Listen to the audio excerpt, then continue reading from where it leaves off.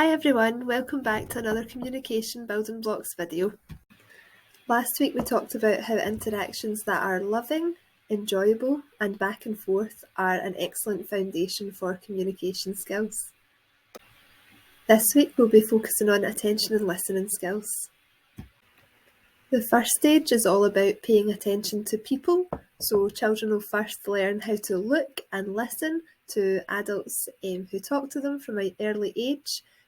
So doing things like getting face to face with your child, playing games like peekaboo, singing to them and other people games, copying their facial expressions, the noises that they make, and as they get older, copying them in play and in the words that they use is really good for attention and listening.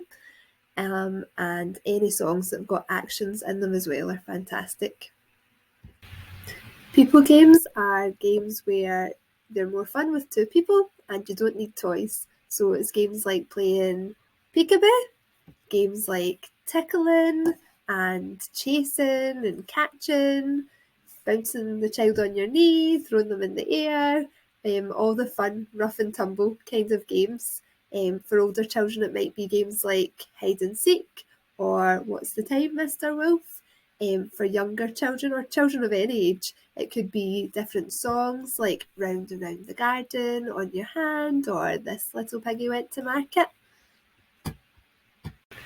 Some more ideas for people songs are things like playing Row, Row, Row Your Boat with your child, things like playing Horsey, Horsey and bouncing them on your knee, playing Ring a Ring a Roses and going round in a circle, and all different games like in songs like Pop a Little Pancake into the Pan and What Can We Do with the Bouncing Baby.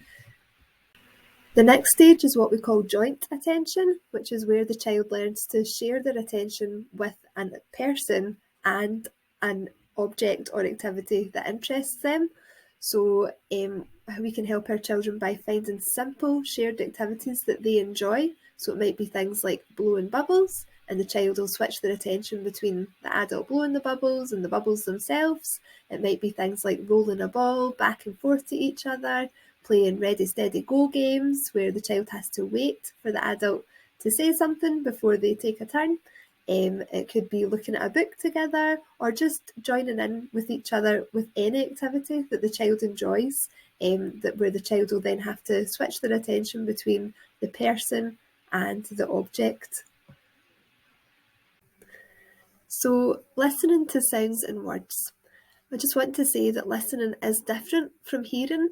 If you have a concern about your child's hearing, so they are not startling when there's a loud noise, they're not turning towards noises, they're maybe not responding to their name, and it's their hearing that you're concerned about, I would always say speak to your health visitor or speak to your GP to get referred for a hearing test, because some children's hearing does go up and down and it will affect if they're hearing words and sounds, and definitely it's really worthwhile getting their hearing checked if you're concerned.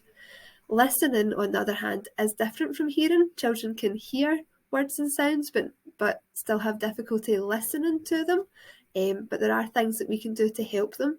So children learn to pay attention to words, think about them, and in time understand them when we support them with their listening skills. So I'll just sum up with some top tips. It's great to have focused listening and talking times with your child where the television's off, the background music and things are off, so your child can focus on listening to your voice and paying attention to you and to the activity that you're joining in with each other. You can build attention with people games, and you can build attention by joining in your child's play, any activity where they are enjoying it and you can do it together. You can help your child listen to sounds when you're at home and when you're out and about. You could go a listening walk and you can play listening games together. So any game where your child has to listen out for sounds like ready, steady, and then they have to wait and listen for you to say go. Or games at home where they maybe have to listen for a sound in the room somewhere and have to go and find it. Or games where you give instructions so they have to listen to words. So you might tell them to do an action. If it's an older child, you might say, ready, steady, jump. Or ready, steady, clap your hands, and the child has to listen for the instruction. These are just some examples. It would be great if you could share with us any ideas of listening games or games to build your child's attention at home.